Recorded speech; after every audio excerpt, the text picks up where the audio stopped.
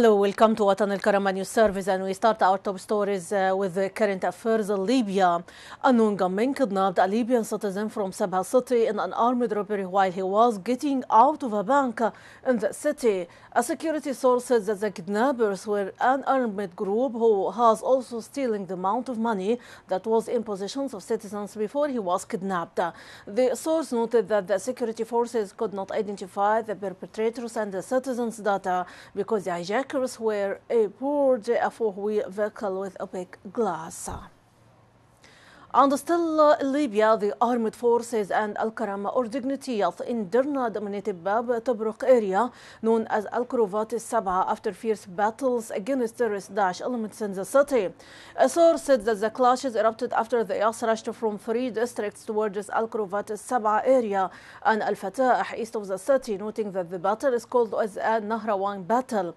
The source added that most of the terrorist Daesh elements withdrew the area after killing many of them.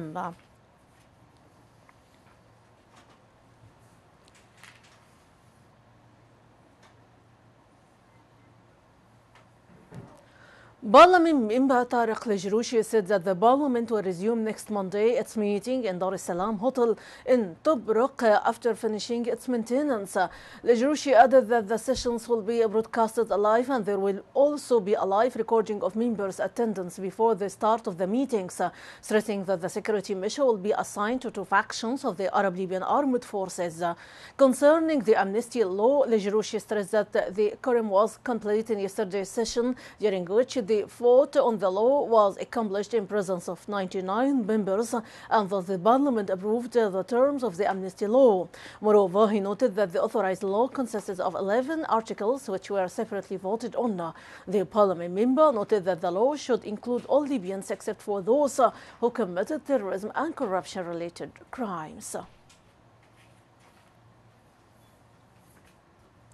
Head of Al-Kufra municipality Muftah Bukhari said the clashes that erupted on Saturdays between Al-Kufra residents and gunmen from Al-Mukhtar district in the region are still continuing.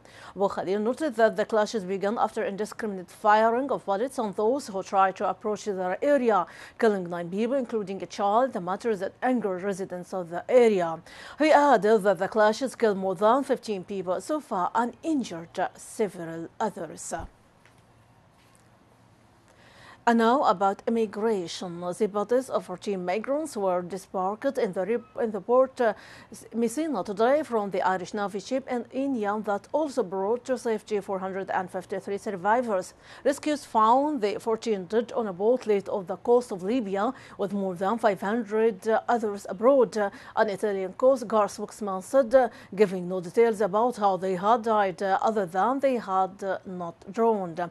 The dead came from sub-Saharan Africa, Bangladesh, Syria, and Iraq, and Egypt.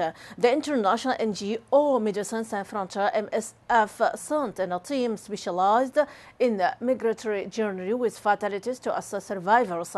Chairman Toledo, in charge of their team, said, "We are here for the survivors. We have a team and hook for this kind of events to support survivors.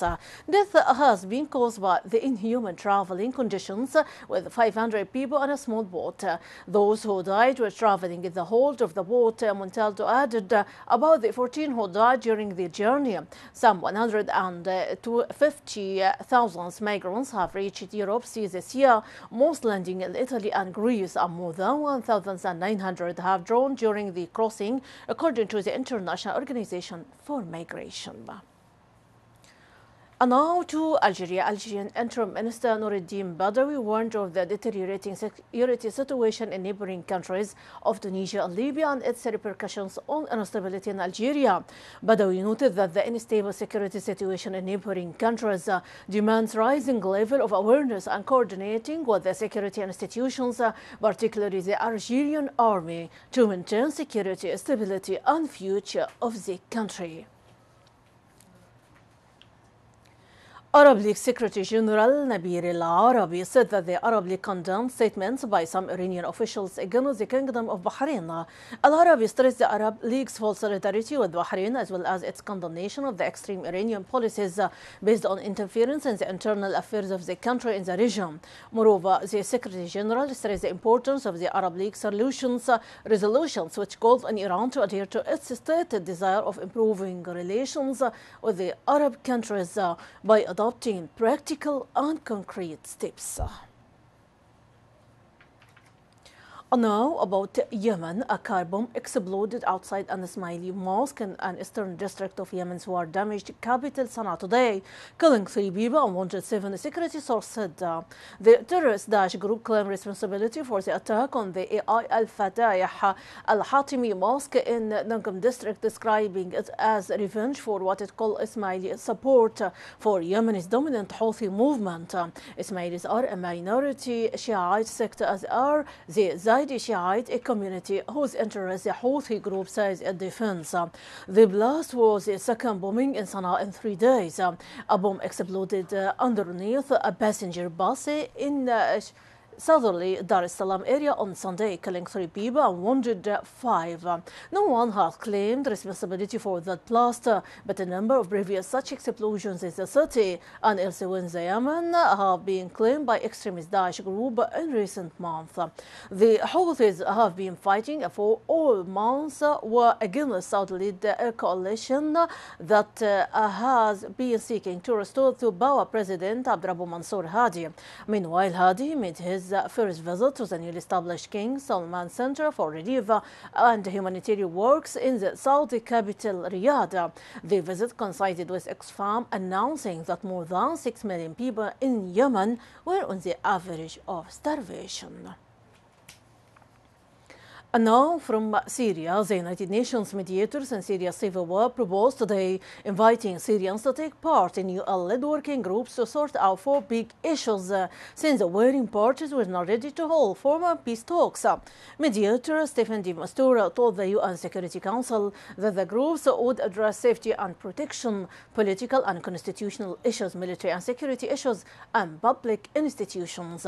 Over nearly 3 months, de Mistura consulted Syrian and world and regional powers on how to implement a roadside map for peace called the Geneva Communique, agreed by world powers in June 2012, and calling for political transition. He voiced a belief the working group would be a step towards Syrian own framework document on implementing the Geneva Communique. UN Secretary General Ban Ki-moon told the Security Council today that the death toll from the more than 4-year-old civil war was at least 250,000 people. De Mistura, 2 predecessors resigned in frustration at the failure to make headway in ending the war. Turkish Prime Minister Ahmed Davutoglu says PKK targets were hit in northern Iraq as Ankara launched its heaviest assault yet on Kurdish militants. Turkey's heaviest assaults on Kurdish militants were aimed at 6 Kurdish Workers' Party PKK targets in northern Iran. Turkish Prime Minister Ahmed Davutoglu told Parliament the strikes were a success. He said, with a wave of strikes, we targeted all bases, storages, artillery storages of PKK in northern Iraq, and all targets were directly hit. The mission was accomplished. Turkey began launching these strikes almost a week ago, targeting both the PKK in Iraq and terrorist Daesh group in northern Syria. But the assaults on the PKK have so far been much heavier than its strike against terrorist groups, fooling suspicious, and its real agenda is keeping Kurdish political and territorial ambitions in check, something the government denies. Western allies have said they recognize Turkey's right to self-defense, but have urged not to allow years of peace efforts with PKK to collapse. While deeming the group a terrorist organization, Washington also depends heavily on allied Syrian Kurdish fighters battling extremist Daesh group. In the meantime, the Turkish foreign ministry said that the Turkish cabinet has formally approved an understanding with the United States, which includes opening its air bases to US-led coalition against terrorist Daesh groups. And now, from Alaska, magnitude 6.3 earthquake rattled the wide area of south-central Alaska, including Anakoki. The U.S. Geological Survey reported, but there were no immediate reports of serious damage or injuries. The USGS said that the tremor struck just after 6:30 p.m. Alaska time in a remote area about 40 miles south of Mount Redoubt, an active volcano and 140 miles southeast of Anchorage, the state's largest city. The USGS said that it originated about 70 miles underground. The quake generated shaking that was felt as away at the port of Valdez, about 240 miles northeast of the tremor epicenter. According to the agency, the quake was also felt in numerous communities of Kenai Peninsula, such as Houma and Kenai. No tsunami warnings were issued in connection with the tremor, according to National Tsunami Center in Palma, Alaska.